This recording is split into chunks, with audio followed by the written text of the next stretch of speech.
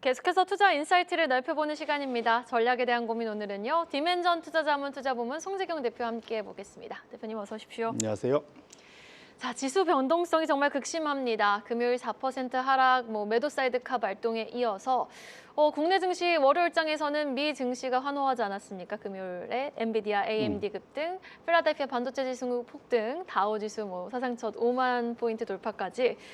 자, 이렇게 오늘 월요일장에선 코스피가 5,300, 코스닥이 1,100포인트 돌파에도 성공을 해줬는데 사실 당장 다음 주부터는 우리가 설 연휴에 들어가거든요. 그렇다면 오늘의 반등은 기술적 반등이고 당분간 좀 변동성을 염두에 둬야 되는 시점인 건지 그 부분이 가장 궁금합니다.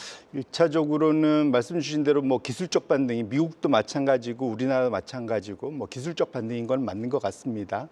다만 좀 성격은 좀 달라 보이긴 하는데요. 이제 가장 큰 이유는 우리나라는 확실히 개인 투자자들이 탄탄하게 지금 예탁금 규모가 다시 또 늘었더라고요. 다시 이제 104조를 넘어서고 있고 오히려 더 늘어서 기본적으로는 이제 빠지기만을 기다리는 투자자들이 정말 많구나 정말 느끼고 있고 상대적으로 기관 투자자들의 자금도 대기하고 있어서 일단 수급 측면에서는 오히려 미국보다 우리나라가 훨씬 더 탄탄하다.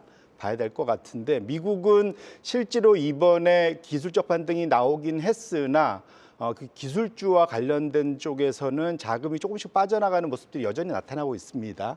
그런 측면에서 놓고 보면은 이번 한 주간 지금 우리가 설 연휴를 앞두고 우리 자체의 이슈라기보다는 미국발 변동성에 대해서는 좀 조심할 필요는 있겠다 말씀드리고 싶은데요. 확실한 것은 우리나라가 최근 들어서 5천을 넘어서서도 상당히 좀 탄탄한 모습을 보여주고 있다는 것을 제가 한번 보여드리고 싶어서 지역별로 전 세계 지역별로 연초 이후 사실 주가 흐름도를 제가 한번 갖고 와봤습니다. 네. 차트를 보시면 확실히 우리나라가 지금 미국에 상장돼 있는 지역별 ETF입니다. 우리나라가 확실히 붉은색 맨 위에서 압도적으로 한 28% 이상 상승하면서 바닥을 잘 다지면서 계속 올라가는 게 보여지고 있습니다. 네. 반면에 저 아래 보면 미국하고 중국은 연초 이후에 상당히 좀 상대적으로 부진한 겨우 이제 플러스를 겨우 정도 내고 있는 이런 정도 상황이다. 보셔야 될 것 같고요. 우리나라 다음으로 좀 보면은 신흥국, 중국을 제외한 신흥국이 상대적으로 호조입니다. 저게 대표적으로 대만 반도체 밸류체인이죠. 역시 아시아 반도체 밸류체인인 한국과 대만이 상당히 신흥국 내에서 선전하고 있고 그 이외에는 전에도 말씀드렸던 자원부국들. 브라질이나 멕시코 같은 데들이 선전을 하고 있습니다. 결론적으로는 우리나라와 신흥국, 중국을 제외한 신흥국이 작년에도 그랬고 올해도 여전히 좋은 성과를 낸다는 측면에서 놓고 보면 이 흐름은 상당 기간 지속될 가능성이 여전히 높다 이렇게 말씀드립니다. 네, 전반적인 중장기적인 그래프는 우상향일지언정 지금부터는 조금 변동성을 유의해야 된다라고 말씀해 주셨는데 사실 주말 사이 젠스왕 CEO의 입에서 AI 기업들의 지금 대규모 투자는 더 큰 기회로 돌아올 것이다라는 한마디에 빅테크 기업들을 향한 AI 수익화 우려는 좀 일단락되지 않았습니까?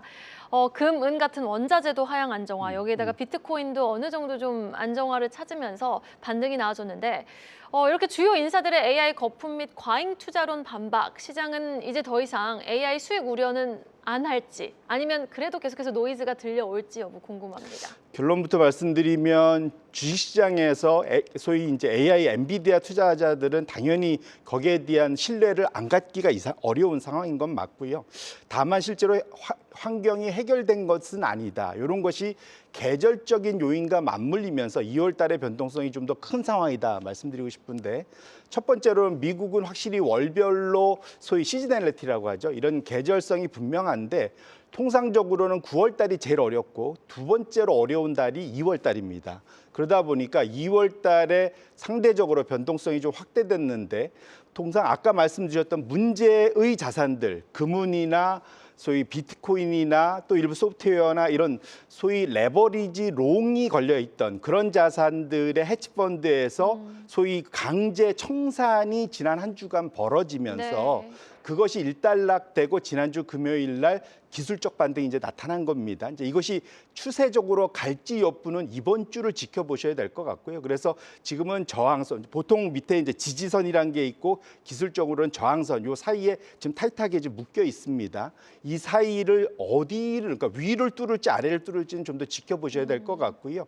혹시 이제 위를 뚫으면 이번이 해결이 된 거고 아래로 뚫으면 사실은 2차 미국의 하락 가능성도 열어두실 필요는 있겠다 말씀드립니다.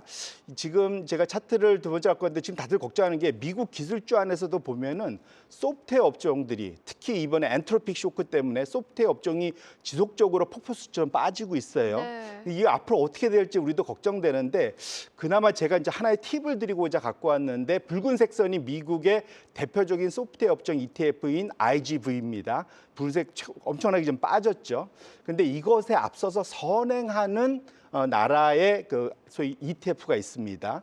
미국의 그러니까 인도의 기술주 ETF입니다. 그러니까 결국은 지금 이건 런던에 상장돼 있는 건데요. 지금 이제 HITD라는 것 쳐보시면 나올 텐데 기본적으로 왜 이렇게 이런 현상이 나타나냐면 인도의 기술주 소프트웨어 기업들이 상위권인데 이들이 대부분의 매출이 미국 업체로부터 옵니다. 결국은 미국의 거의 그 소위 하청 업체처럼 움직이기 때문에 결국은 미국의 소프트웨어 업체들이 펀더멘탈리 정말 문제가 생긴다면 인도 업체들의 주가가 먼저 반응한다. 네. 그런 측면에서 놓고 보면 지금 파란색 선과 붉은색 선보다 먼저 움직이는 걸 확인하실 수 있고 이번에 실적 시즌을 지나면서 인도 업체들이 어떻게 반응한지를 보시면 소프트웨어 업종의 추가 하락 여부 이런 것들이 미국의 기술주의 향후 향방을 결정하고 우리가 그걸 미리 좀 판단하는데 좋은 일종의 그런 지표로 활용하시면 좋을 것 같습니다. 네, 미국 소프트웨어 업체들의 주가와 인도 기술주의 또 주가 등락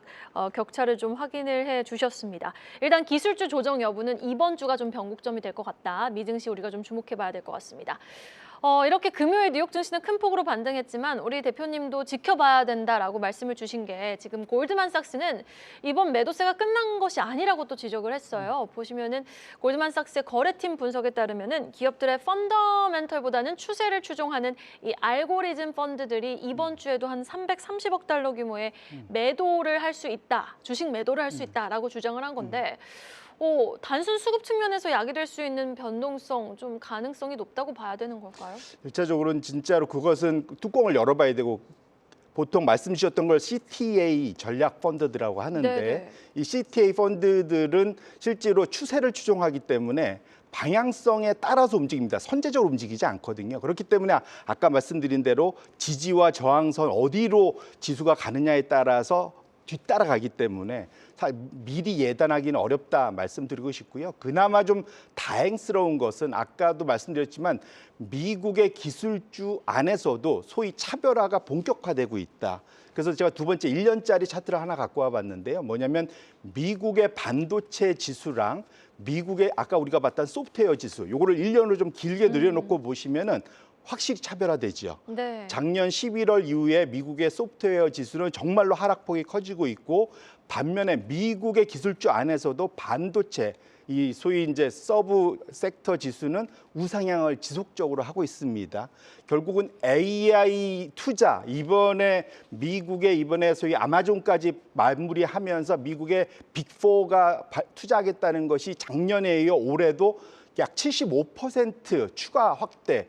정말로 이런 표현 하기 뭐하지만 사생결단을 하고 있는 겁니다. 자기의 소위 능력을 넘어서는 걸로 지금 투자를 하고 있는 거거든요. 그런 측면에서 놓고 보면 우리 속담에 이런 거 있습니다. 굿이나 보고 떡이나 먹지 뭐 이런 거 있지 않습니까? 저도 반도체 업체들은 이 상황을 즐길 수 있는 그런 상황이기 때문에 그런 것 때문에 저러한 차별화가 나타나고 그러한 상황에서 우리 입장에서 너무 걱정하지 말자. 혹시라도 여기서 조정이 오면 기회로 활용할 필요는 있겠다. 이렇게 말씀드립니다.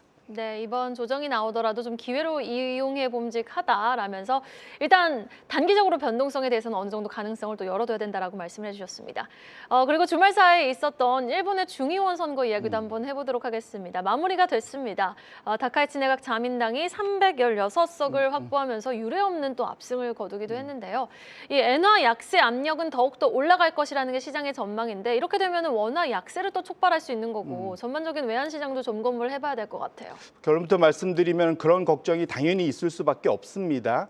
기본적으로 단기적으로는 다카이치의 정책은 이미 다 확정이 돼 있기 때문에 단기적으로는 주식시장은 좋지만 이것이 조금만 더 실제로 그것이 이루어진다면 어떤 일이 벌어지면 트리플 약세, 주식, 채권, 통화 다 약세일 가능성을 되게 우려하고 있습니다.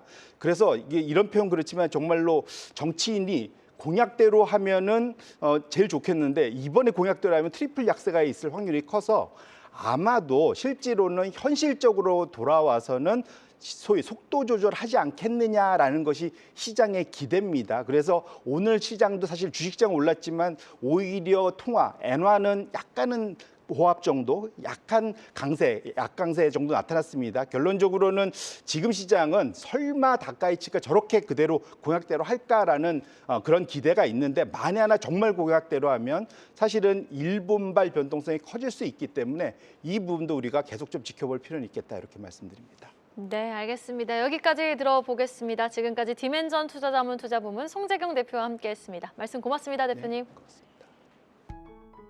계속해서 다양한 경제 이슈를 알고 싶다면 구독과 좋아요, 알림 설정 부탁드립니다.